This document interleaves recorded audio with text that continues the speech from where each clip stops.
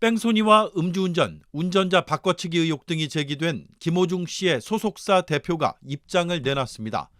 이광득 대표는 조사 중인 사건이기에 경찰 측에서 외부로 조사 내용을 유출하지 말라는 당부가 있었다고 밝혔습니다.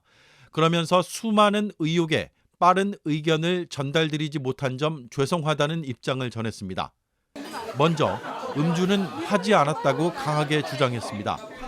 지난 9일 대표인 자신과 함께 술자리 중이던 일행들에게 인사차 유흥주점을 방문한 것은 맞지만 당시 김호중은 고향 콘서트를 앞두고 있어 음주는 절대 하지 않았다고 했습니다.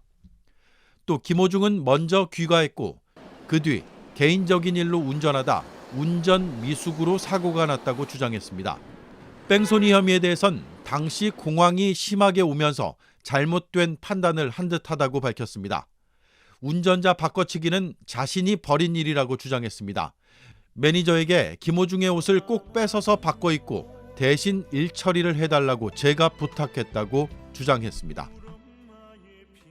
자, 속보가 오늘 계속 나오더라고요. 경찰이 압수수색 영장을 냈다. 부터 시작해서 자, 조금 전에 타사에서 채널A에서 보도한 내용이 있는데 일단 이 내용이 좀 어떻게 보면 이번 사건의 향방을 가를 수 있는 아주 중요한 내용인 것 같아서 일단 저희가 채널A 보도 내용을 좀 인용해서 소개해 드리겠습니다. 그거부터 좀 전해 주실래요? 네, 이 보도에 따르면 김 씨가 사고 직전에 서울 강남구의 한 유흥주점에 방문한 걸로 확인이 됐습니다. 유흥주점. 네, 김 씨는 유흥주점은 갔지만 술을 마시지는 않았다는 입장으로 여전히 음주운전 혐의는 부인하고 있는 상황이고요. 또 매니저가 본인 옷을 입고 자수한 부분도 상의하지 않아서 몰랐다고 밝혔습니다. 또 블랙박스 메모리 카드도 원래부터 없었다고 주장하고 있습니다. 자, 일단 조금만 더 이 내용을 좀 정리하고 가죠. 후속 기사들이 계속 쏟아져 나오고 있는데요. 네. 이 사건은 지난 9일 오후 11시 40분쯤 강남의 한 도로에서 일어났습니다. 김호중 씨의 SUV 차량이 중앙선을 넘어서 반대 차선에 있던 택시를 들이받고 그대로 도주한 겁니다. 이후에도 빠른 속도로 골목을 지나가는 장면이 CCTV에 담겨 있는데요. 당시 목격자도 있었는데 직접 들어보시겠습니다. 실시간으로 봤죠. 이 차를 올라타더라고요. 윙 하고 도망가더라고요. 그래서 제 차로 여기 입구를 막으려다가 사고 날 것 같아서 안 막았어요. 네, 들으신 대로 목격자가 SUV 차량을 막으려고 했지만 사고가 날 것 같아서 막지 못했다고 합니다. 술은 안 마셨는데 유흥주점은 들렀다. 들렀다. 이게 채널A 보도 내용인데 자, 모르겠습니다. 방금 보신 그 영상 속 사고를 내놓고 김호중 씨는 경찰서에 17시간 만에 나타났다는 겁니다. 그것도 경찰이 출석하세요 문자, 전화 몇 번을 연락한 끝에 말이죠. 네, 그렇습니다. 조금 더 설명을 해드리면요. 경찰이 저 영상에서의 저 차 주인이 가수 김호중 씨인 거를 확인을 합니다. 그다음에 김호중 씨에게 문자로 출석하세요라고 보냈는데 연락이 되지 않았어요. 그래서 그 후에 수차례에 걸쳐서 문자, 전화 이렇게 출석을 요청했지만 경찰서에 오지 않았습니다. 근데 사고 2시간 후에 경찰서로 누가 한 명이 왔는데 김호중 씨가 아니라 김호중 씨의 매니저가 온 거예요.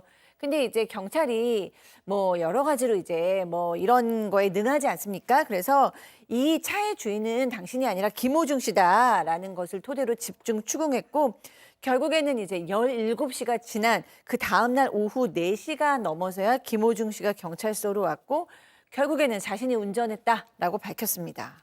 그 매니저가 경찰서에 왔을 때 어떤 차림이었냐? 방금 아까 보신 그 영상 속 사고가 났을 때 김호중 씨가 입고 있던 그 옷을 입고 매니저가 등장을 했습니다.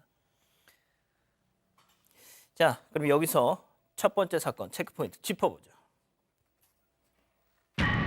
또 인생 역전 이렇게 잡아봤는데요.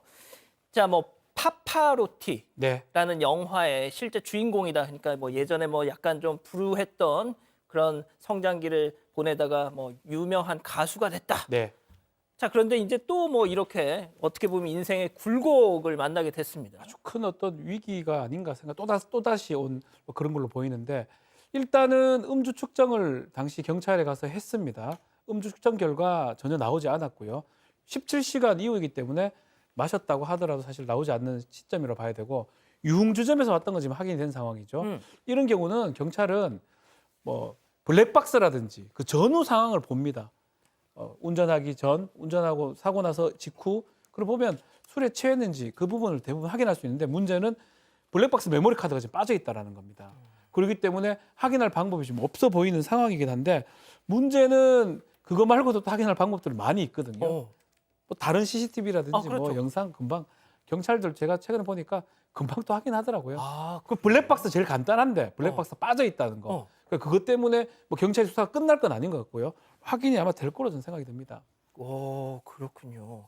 양 변호사님, 하필이면 공교롭게도 하필이면 저때 또 메모리 카드가 빠져 있네? 그러니까 블랙박스에서 메모리 카드를 뺄 일이 있던가요? 사실 뭐 사고 겪으신 분들 아시겠지만 사고가 나서 증거를 찾을 때도 되게 보험회사에서 메모리 카드 빼는 경우 많지 않습니다. 그냥 촬영하는 경우가 오히려 더 많아서요. 도대체 어떻게 된 것인지 확인을 하기 위해서 경찰이 이제 압수수색 영장을 신청을 했습니다.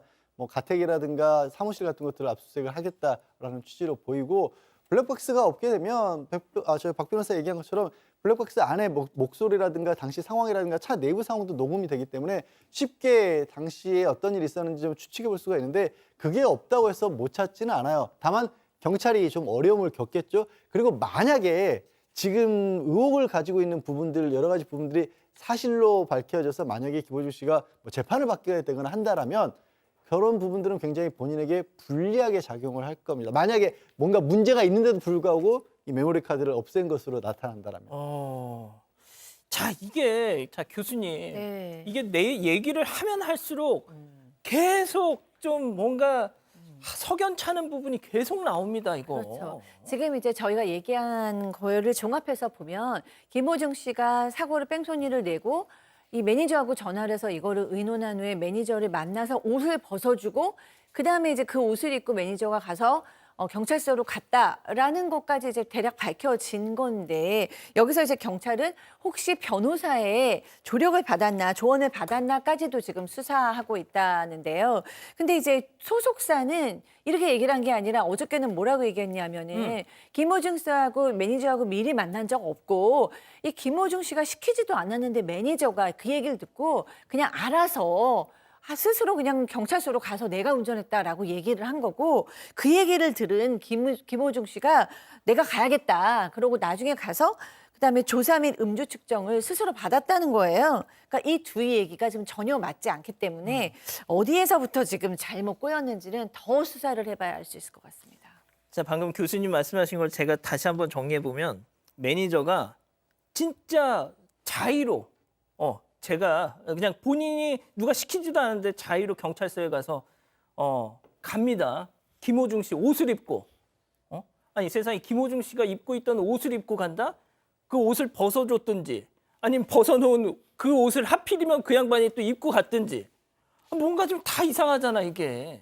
이상하기도 하고 좀 저는 엉성해 보이기도 엉성해요 하거든요. 솔직히. 운전자 바꿔치기예요. 기본적으로 운전자 바꿔치기 한 상황인데 유명 인사이기도 하고 그리고 그 옷이 아마 특정이 된다고 봤기 때문에 입혔던 상황으로 보이기 때문에 이렇게 바꿔치기 할 때 범죄가 또다시 성립합니다. 지금 음주라든지 뭐 사고 미조치 이 범죄 빼더라도 운전자 바꿔치기 한 게 범인 도피죄가 될 수가 있습니다. 다만 자기 범죄 도피하는 거는 범죄가 안 되는데 남한테 그걸 시키는 거는 교사죄가 됩니다. 아이고야. 그래서 범인 도피 교사죄가 지금 성립할 가능성이 있고요.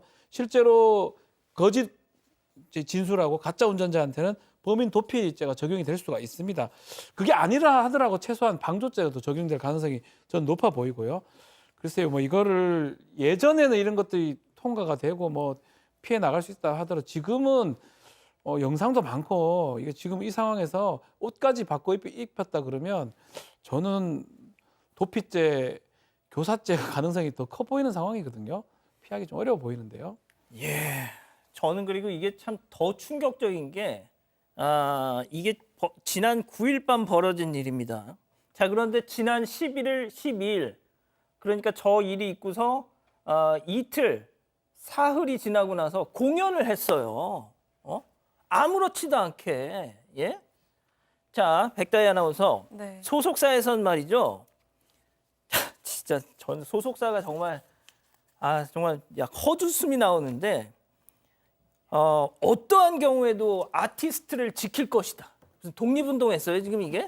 네, 그런 입장을 밝혔습니다. 이 김씨 소속사는 예정된 전국 공연 일정을 변경 없이 진행하겠다면서 어떠한 경우에도 아티스트를 지킬 것을 약속드린다는 입장을 내놨습니다. 김 씨는 지난달 20일부터 다음 달 2일까지 전국 순회 공연을 진행 중이었고요. 사고를 낸 직후인 지난 11일과 12일에도 경기도 고양에서 공연을 진행했습니다. 다만 이건 언론에 사고 사실이 알려지기 이전인데요. 김 씨는 공연 후 팬카페에 사랑과 아름다움이 넘쳐 흐르는 시간이었다면서 이 느낌, 이 감정 그대로 가지고 창원으로 달려가겠다. 남은 주말 잘 보내시고 안전하게 귀가해달라고 당부했습니다. 누리꾼들은 본인이 뺑소니 사고를 내놓고 팬들에게 안전 귀가를 당부하냐면서 황당하다는 반응을 보였습니다.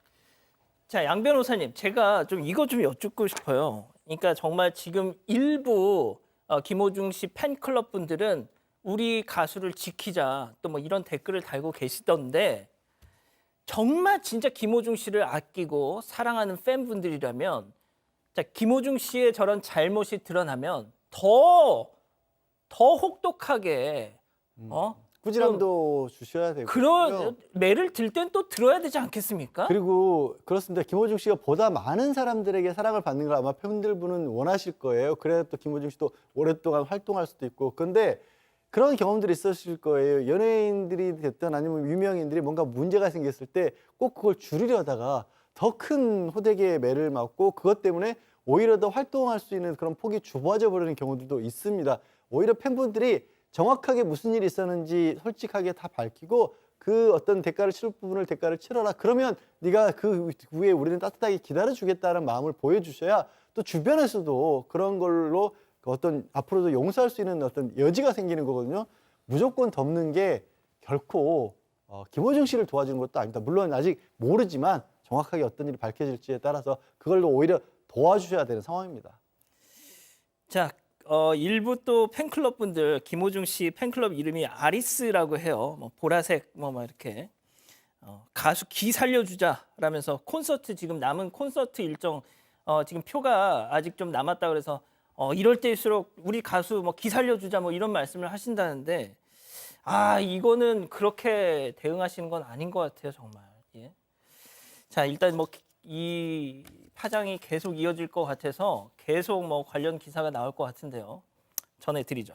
이거는 앞서 저희가 전해드렸던 김호중 씨 사건 관련해서 또 KBS에서 조금 전에 어떤 뭐 단독 보도가 나온 모양입니다. 저희가 취재한 게 아니니까 KBS 내용을 그냥 전해드릴게요.